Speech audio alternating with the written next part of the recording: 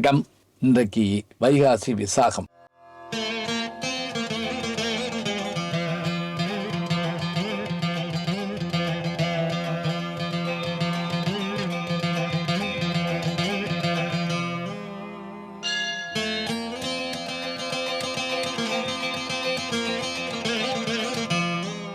முருகப்பெருமானுக்குரிய நட்சத்திரம். இந்த வைகாசி விசாகத்தின்றைக்கு வீரக்கடவுளாகிய தமிழ் கடவுளாகிய நமக்கான முதல் கடவுளாகிய முருகப்பெருமானை போற்றி வணங்கி நம்முடைய பணிகளை தொடங்குவோம்.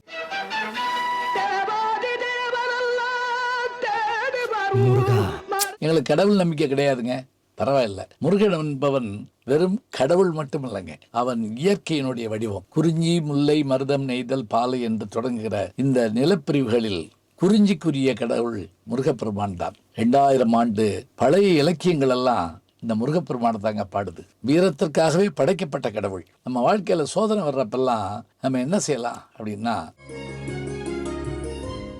நான் வேதனையா இருக்கப்ப அதுக்கான சில வழி வச்சிருக்கேன்.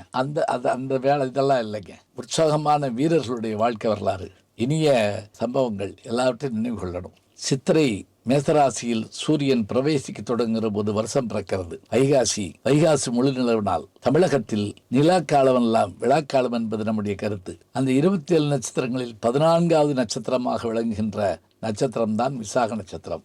இதிலே முருகப்பெருமான் தோன்றுகிறார். ஏன் தோன்றுகிறார் என்றால், தீமையை அழித்து நன்மையை காப்பதற்காக. சூரபத்மன் என்கின்ற மாயையின் மகன் என்ன செய்தான்? சிவபெருமானிடத்திலே தவம் செய்து வரம் பெற்றான். உனக்கு என்ன வர வேணும்னு கேட்டபோது, நான் இறப்பதாக இருந்தால் சிவனே உன்னால் நான் மரணம் அடைய வேண்டும், நீ என்னை கொல்ல மாட்டேன், நான் உன் பக்தன் அப்படின்னு அந்த வரத்தை வாங்கி வச்சிருந்தான். வாங்கி வச்சிருந்த வரத்தை வச்சு தேவர்களுக்கு துன்பம் கொடுத்தான். இந்திரனை அடிமைப்படுத்தினான். இந்திராணியை ஓட வைத்தான். வான் சுமந்த தேவர்களை மீன் சுமக்க வைத்தான். இதனால் எல்லோரும் சிவபெருமானிடத்தில் சென்று வேண்ட, அவர் மன்மதனை எரிப்பதற்காக நெற்றிக்கண்ணை திறந்தார் என்று நாம் கேள்விப்படுகிறோம். பிறகு பார்வதி தேவியை மணக்கிறார். அதன் பிறகு அதே நெற்றிக்கண்ணில் தான், அந்த நெருப்பு பொறியில் தான் முருகப்பெருமான் தோன்றுகிறார். பாருங்கள், ஆக்க சக்தியும் சிவபெருமானின் நெற்றிக்கண்ணிலிருந்து வருகிற நெருப்புத்தான். அழிவு சக்தியும் அதுதான். அழிக்கு மாற்றலும் உண்டு, ஆக்கு மாற்றலும் உண்டு. அப்படி தோன்றிய எம்பெருமானை, அந்த நெருப்பு பொறிகளை ஒருங்கிணைத்தவர்கள் வருணனும் மற்ற தேவர்களும் அதை கங்கையிலே அதனுடைய குளிர்ச்சியாக்கி சரவண பொய்கையிலே கொண்டு வந்து கார்த்திகை பெண்கள் எடுத்துட்டு கொடுக்க, அந்த கார்த்திகை பெண்கள் வளர்க்க, அந்த குழந்தைகளை ஒன்றாக்கினாள் சக்தி தேவி. தன் ஆற்றலை முருகப்பெருமானுக்கு வேலாக வழங்கினாள். வேல் கொடுத்தவள் சக்தி, வடிவம் கொடுத்தவர் எம்பெருமான் சிவபெருமான். இந்த உலகத்தில் ஆண்மகன் என்றால் முருகப்பெருமான் தான் ஆண்மகன் வாரியாசாமி சொல்லுவார். ஏன் தெரியுமா? சிவபெருமானிடத்திலே பிறந்தவர் இல்லையா?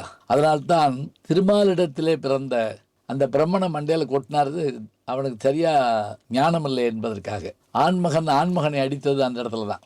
இந்த சூரபத்மனை அழிப்பதற்காக வீரபாகத்தி அவரோடு சேர்ந்து திருச்செந்தூருக்கு வந்து 6 நாட்கள் தவம் இருந்து, அதுதான் சஷ்டி, தவம் இருந்து தீமையை வென்றார், நன்மையை செய்தார், தமிழ் கடவுளாக விளங்கினார். தமிழ் சங்கமே முதல் சங்கமா, அண்டமெல்லாம் அருணகிரிநாதருக்கு பாடும் ஆற்றலை தந்தார். ஔவையாரோடு தமிழோடு விளையாடினார். அதே போல தாய்மானவ சுவாமிகள் முருகப்பெருமானை வாழ்த்தினார். வள்ளல் பெருமான் முருகனை பாடாத நாள் இல்லை. இப்படிப்பட்ட முருகப்பெருமான் வீரக்கடவுளாக, ஞானக்கடவுளாக, வெற்றிவேல் வீரனாக விளங்குகின்றார். அவரை வணங்குகின்ற நாமும் மனதிலே உற்சாகத்தோடு செயல்படுவோம்.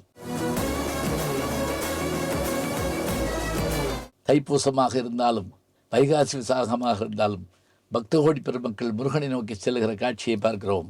வெற்றிவேல் முருகனுக்கு அரோகரா என்று அவர்கள் சொல்லுகிற போது நம்முடைய செவிகள் குளிர்கின்றன.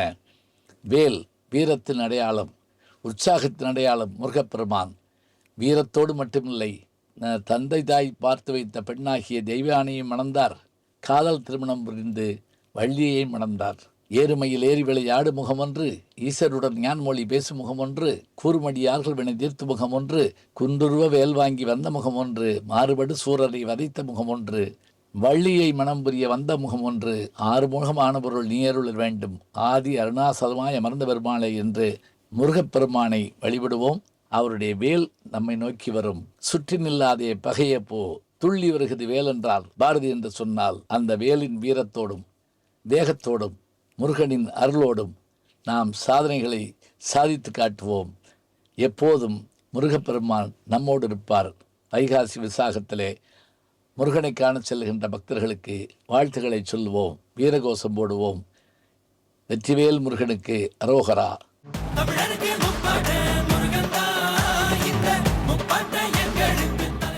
நல்ல செய்திகளை நாளும் சிந்திப்போம், நாளை சந்திப்போம். வணக்கம். ஜி ஞானசம்பந்தன் யூடியூப் சேனல் பாருங்க. உங்களை தேடியே உங்க வீட்டுக்கு வருது. கேட்காம ஒரு விஷயம் உங்களை தேடி வருது பாருங்க, அதை பிடிச்சி வச்சுக்கோங்க. நம்முடைய ஜி ஞானசம்பந்தன் யூடியூப் சேனலை தொடர்ந்து எக்ஸலம், இன்ஸ்டாகிராம், ஃபேஸ்புக், வாட்ஸ்அப் என்று அனைத்து தளங்களிலும் நாம் இயங்கிக் கொண்டிருக்கின்றோம். நீங்களும் எங்களோடு வாருங்கள்.